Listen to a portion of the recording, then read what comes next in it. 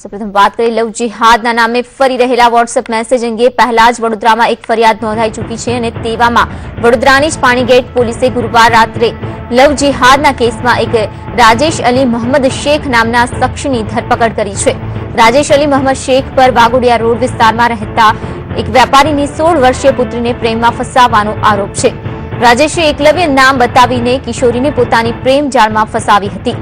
તો કારેલીબાગ વિસ્તારની એક પ્રતિષ્ઠિત ઇંગ્લિશ મીડિયમ સ્કૂલમાં ભણતી આ યુવતી હતી। તે શાળાની બહાર જ ઉભા રહીને રાજેશ શેખે તેને પ્રેમમાં ફસાવવાની પ્રાથમિક જે તપાસમાં વાત બહાર આવી રહી છે। વાલીઓના હાથમાં રાજેશ શેખનો નંબર આવી જતા સમગ્ર ઘટના સામે આવી હતી અને તેમણે વિદ્યાર્થીનીને લઈને પાણીગેટ પોલીસ સ્ટેશનમાં ફરિયાદ નોંધાવી હતી। પાણીગેટ પોલીસે નાગરવાડા નવી ધરતી વિસ્તારમાં રહેતા 22 વર્ષીય શખ્સની સામે આગળની કાર્યવાહી શરૂ કરી છે। તો આ જ મુદ્દે વધુ માહિતી માટે જોડાઈ ગયા છે અમારા સંવાદદાતા પ્રકાશ વર્મા।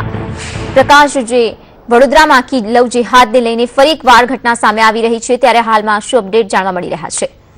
બિલકુલ વિધાતા, આપને જણાવી દઉં કે લવ જિહાદના મામલે ફરી એક વખત આ ઘટના પ્રકાશમાં આવતાની સાથે જ સામાજિક અગ્રણી નેતાઓ આ સંદર્ભે રજૂઆત કરી રહ્યા છે।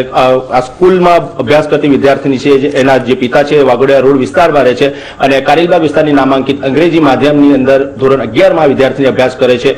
રાજેશ અલી મોહમ્મદ શેખે આ વિદ્યાર્થીનો સૌ પ્રથમ તો સ્કૂલની બહાર બેસીને અડીંગો જમાવ્યો હતો અને ત્યારબાદ રિસેસ દરમિયાન જ્યારે વિદ્યાર્થીની સમોસા લેવા માટે એક દુકાન પર આવતી હતી ત્યારે પરિચય કેળવવાનો પ્રયત્ન કર્યો। છેલ્લા 6 મહિના આ જે રાજેશ અલી મોહમ્મદ શેખ છે ત્યાં વિદ્યાર્થીની પાછળ પડી ગયો, રસ્તામાં રોકતો હતો, વારંવાર વાત કરવાનો પ્રયત્ન કર્યો હતો। ત્યારબાદ તેને પરિચય કેળવ્યો હતો અને પોતાનું નામ એકલવ્ય જણાવ્યું હતું અને પોતાની પ્રેમ જાળમાં ફસાવી હતી। થોડા દિવસ અગાઉ જ આ વિદ્યાર્થીનીને રાજેશ અલી મોહમ્મદ શેખ દ્વારા એક મોબાઈલ ગિફ્ટ કરવામાં આવ્યો હતો અને રાત્રિના સમયે વાર્તાલાપ કરતા તેની માતા આ મોબાઈલ જોઈ ગઈ હતી અને તેના માટે પૂછપરછ કરતા આ સમગ્ર બાબતનો ઘટસ્ફોટ થયો હતો। જે માતા પિતા છે વડોદરા શહેરના પોલીસ કમિશનરને રજૂઆત કરવા પહોંચી ગયા હતા અને ત્યારબાદ મોડી રાત્રે ગઈકાલે પાણીગેટ પોલીસ સ્ટેશને વિદ્યાર્થીને બેખોફ થઈને નિવેદન નોંધાવ્યું હતું અને પોલીસમાં ફરિયાદ નોંધાતાની સાથે પોલીસ એક્શનમાં આવી હતી અને નાગરવાડા વિસ્તારમાં રહેતો રાજેશ અલી મોહમ્મદ શેખની તાત્કાલિક અસરથી ધરપકડ કરી લેવામાં આવી છે। મોબાઈલ પણ પોલીસે કબજે કર્યો છે। રાજેશ અલી મોહમ્મદ ધોરણ 10 સુધી પણ અભ્યાસ નથી કરતો, બેકાર છે અને ટ્રાન્સપોર્ટના વ્યવસાય સાથે સંકળાયેલો છે।